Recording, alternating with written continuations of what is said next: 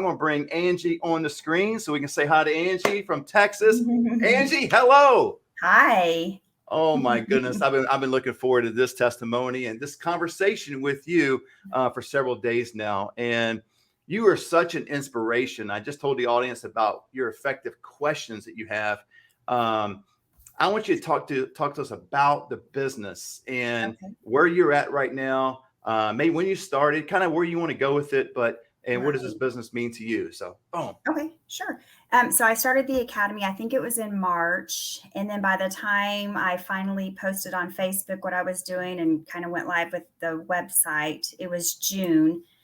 And right away, I got my first client. It was like 2 days later, and I was like, wait. Wait. Go back to this. You posted, and as soon as you took activity, initiative, you got a client.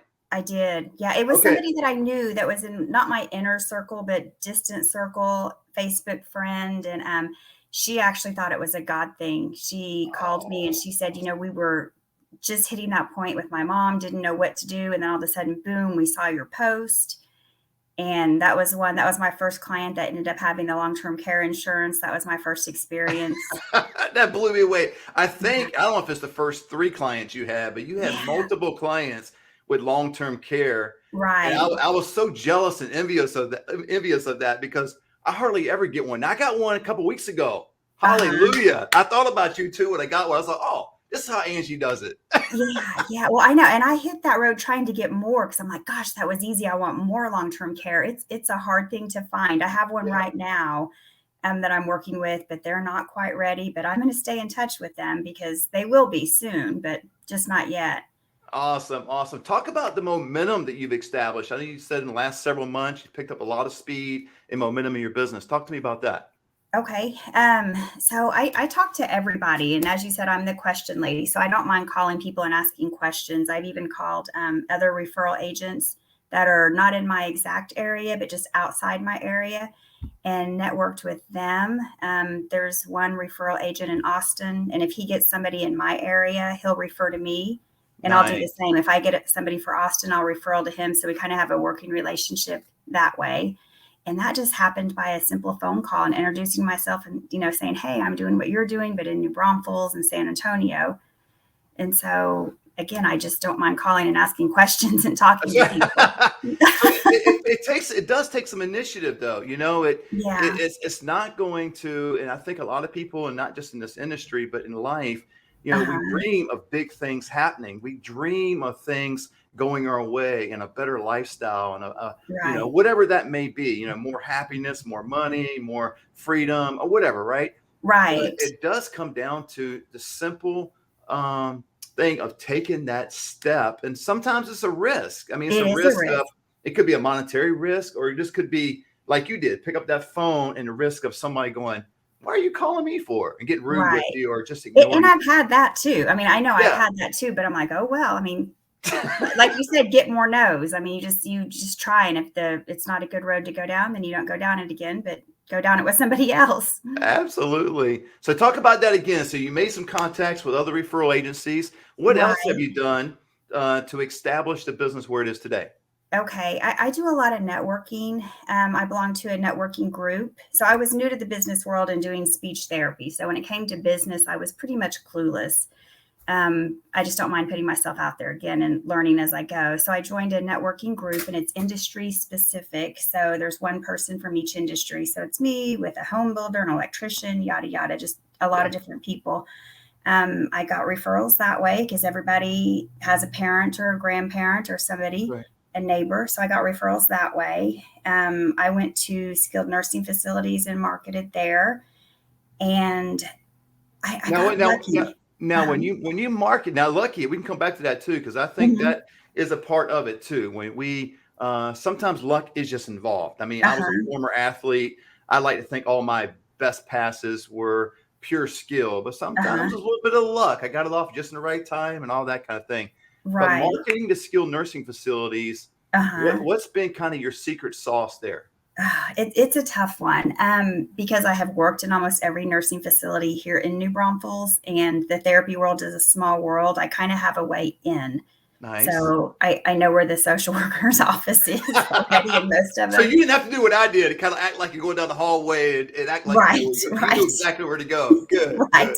And I would usually have a name. I would get a name from somebody. So I would sound like I knew what I was talking about or who that I'd met the person before. And I would usually just stop by, drop off my card, and tell them that I was there to help them, that I'm not just a referral agent, but more of an advocate. And I serve as a bridge between skilled nursing and assisted living or a care home. And that means I will help with paperwork. I meet with families. I'm more than just a referral agent. Oh, And I, people would I hear love it. that, but then when they would see it in action, they were like, wow, yeah, I'm not just that apartment finder. Because some people used to go, oh, this is the lady. She's like an apartment finder, but for seniors. And so I'm like, well, true, but I try to do more. I try to bridge Yeah. that gap and make it a pleasant, easy transition. I love it. I love it because you're all right. I mean, we are more than apartment finder. We help them through the process, and Right. I know, Angie. Ever since you've gotten to the academy, you've reached out to me a lot, and I Uh-huh. appreciate it. You've texted, we've emailed. You've got great questions, like we've already alluded to earlier, and I can just tell by your dedication to this industry that you're going to be successful. And it's really your heart, and I think it's your heart that comes out Uh-huh. when you tell people that yeah, apartment finder, but I do a bit more. Uh-huh. And I could almost see you now. I never seen you in action when you talk to Uh-huh. these people, but I could see probably your sincerity comes out and it's your heart that comes out and they gravitate to that. And I believe all personnel in skilled nursing hospital, they gravitate to people that have a heart for this industry. You think? Right. Right. It takes a lot of trust in this industry. I mean, you can't just walk in and expect a referral. They have to trust you. So, Absolutely. I try to build on that. And I will tell you, I have some care homes that I refer to frequently. And just yesterday, a lady of a care home, one of the owners called me and she said, hey, I hope you don't mind, but Resolute Hospital, I gave your name and phone number to the social worker there because she really likes care homes and I don't have an opening for, her patient. And I was like, do I mind? Heck no. No. I have a hard time getting in there. Awesome. Awesome. So I'm I, excited for Monday to come to contact her. Yep, yep. Well, talk about your move-ins. What, for success there, Okay. how's your process going? How long does it take you usually to get somebody moved in? Because I got some people in the academy that are working part-time, right? They're working part-time just to get Right. started. And Right. I fully get that. Now, I always tell them my story. I dove 30 feet in the water and got swimming and took a big Uh-huh. risk. And that's all true because I've been a conflict of interest. But you're a speech therapist, so you truly Right. got in from a part-time status. So talk to me Correct. about that and talk about time Okay. management and those kind of things from a part-time Sure. status. Okay. I feel like I kind of work 24/7 right now. To be honest, I get to work by 6 a.m. and now I just reduce my speech hours. So I'll work about 6 to noon. Then after that, it's the referral business. I make phone calls after that. Sometimes I'm on my computer till 10 o'clock at night, but it's not going to be like that forever. And I see that. So it's Yep. worth it. My family knows, my husband knows. I said, give me a year just to work constantly and then things I'll back off and Yeah. it'll be better. But the momentum is definitely, I mean, it's really picked up. So move-ins have been pretty good. I've done a lot of care homes lately. That's been my Yeah. big thing. Um, and those are fast move-ins, the care homes, because usually it's the Oh, skilled nursing facility calling saying, hey, this person doesn't want to be long-term care. Can you place them somewhere else? And it's scramble, scramble, and then, a quick move-in. The community move-ins usually have been a little bit longer for me yep. because it's not so immediate, not such an immediate need sometimes. So Yeah. it's a little bit longer. And I think sometimes, at least with me, and I do a lot of care home move-ins too. Uh-huh, I don't know the percentage, but I'd probably say 80%. I do a lot. uh-huh, And I've kind of specialized in that in my own region.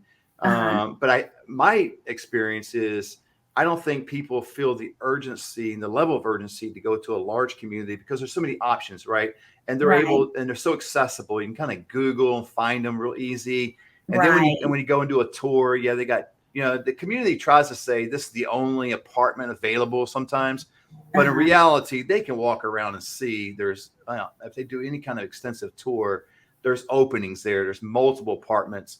But in a care home, it's 6 beds, right? Licensed for 6, right, sometimes more. But usually, if it's in California, we call it board and care. If it's licensed for 6 and they see 5 residents, they know It's legit. There is Right. one room available. If you like that home, then you better move quick. And they usually do. So, yep. Right. Yeah. I took a family on a tour of a care home, and literally as we were going there, and we were pretty sure that was going to be the placement, sight unseen, a man comes in and puts down a deposit for his dad, and we lost it just like that. So, I Oh, mean, just right in boom. front of our eyes. And I knew it when I saw that man walking up, because I knew there Yeah. was one opening and he had a check. I was like, dang it.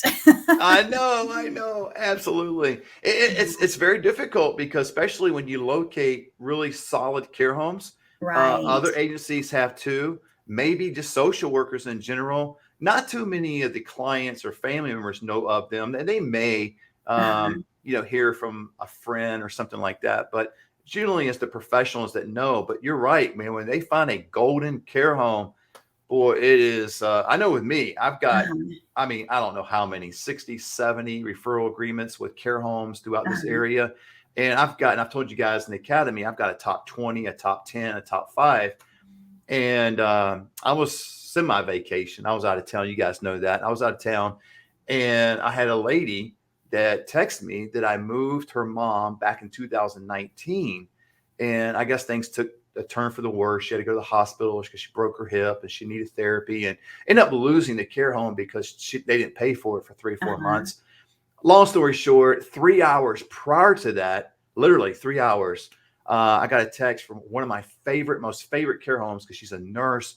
I get nothing but great reviews from my families about her, all this kind of stuff. And then, so this lady goes, I need a care home. I went, oh, this could be a match made in heaven.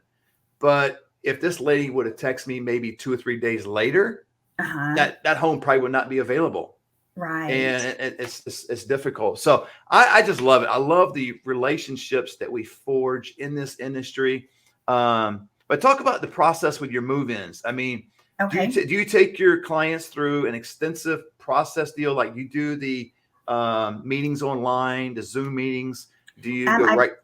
Go ahead. it all depends. Just because I've had a lot of elderly spouses that I've worked with lately. So no Zoom online with them, but I Yep. have Zoomed with their children, because I always tell them, hey, I'm happy to work with you, but if you have a daughter or a son that's involved, I would love to update them, because as a daughter myself, I would like to know what my parents are doing. And so Yes. they're like, yes, that would be great if you could get a hold of my daughter in Houston or wherever. So then I will Zoom with the adult children typically.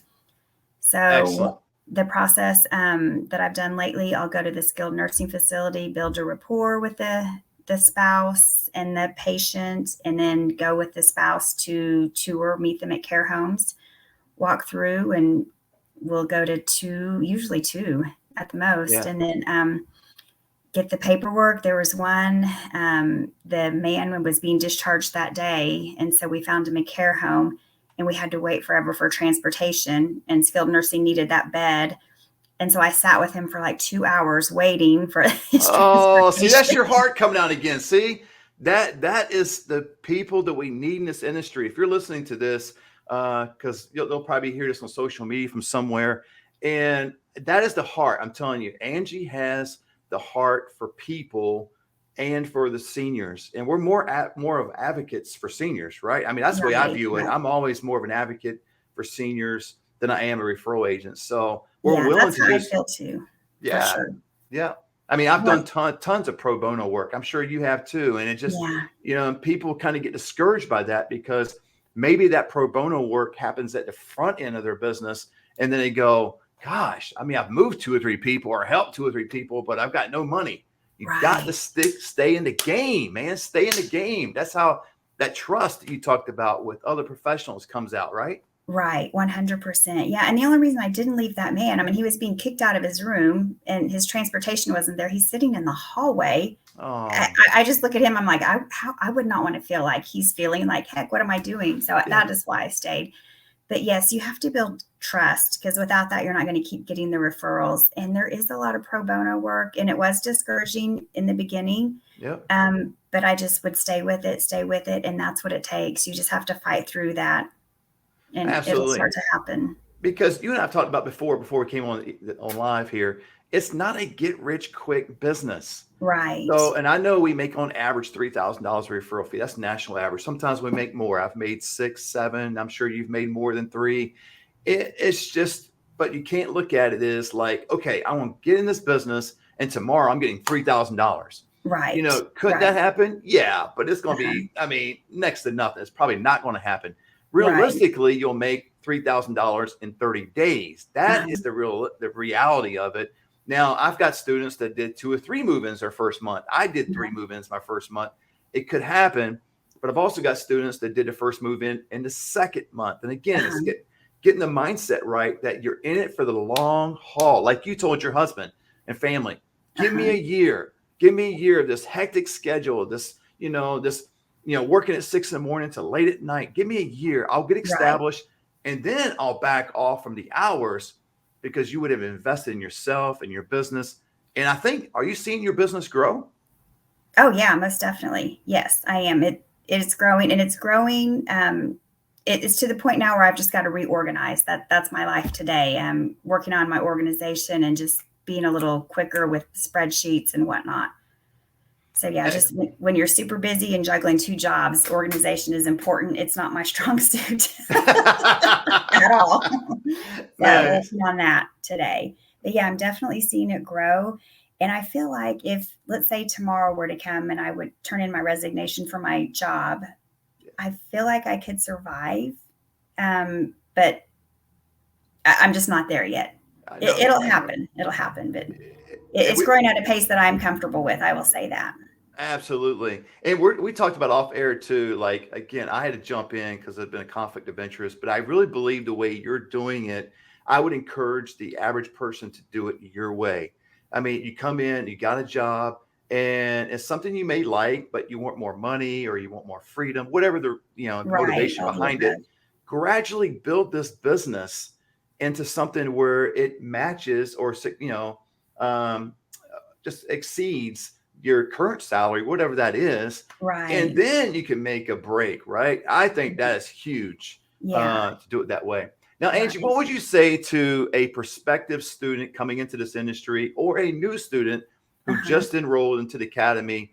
What advice would you give them to be successful? To follow your program. I always go back to that. Follow your formula, follow your program, have a heart for seniors. Do not see yourself as a salesperson, but more of an advocate, and build relationships. Marketing, marketing, marketing.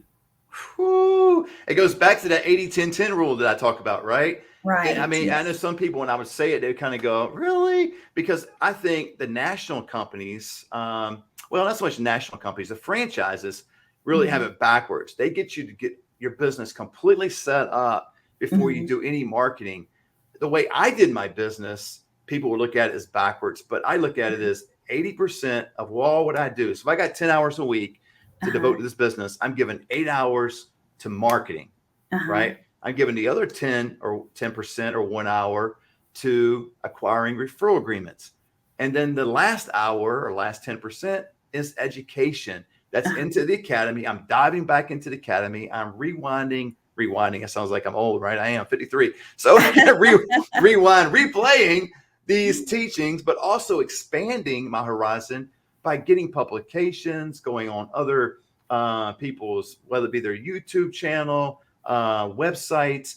When I'm out giving tours and I encounter, let's say, a really sharp marketing director or Uh-huh. executive director, maybe my antennas go up. I'm listening. I'm soaking it all in. That's all the educational process that we need. Right. I think is Right. important. Right. Yeah, and I think it's just a matter of just getting out there and doing it, and don't be afraid of the no's and the marketing people can be clicky sometimes, but just don't let that bother you. I'm like, it's not you, it's them, and you just keep going at it.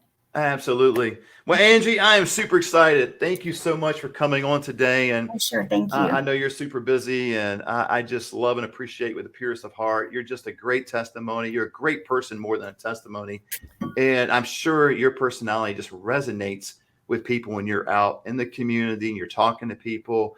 And I just knew when you got into the academy, you're going to be successful just because of Oh, your thank heart. you. Yeah, Thank you. absolutely.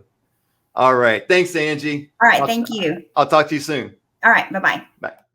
All right, guys, there it is with Angie. I really, again, appreciate her. But you see, guys, it's really a dedication and a commitment that you have in this industry. And if all of us, including myself, would renew that dedication and commitment each and every day, I'm telling you, we would see our business expand. It would swell. It would blow up. You have to realize, guys, I'm telling you, there's 30 million seniors in the United States. In 2 decades, just 20 years, they're projecting 70 million seniors. This is an industry that will go on well past my lifetime.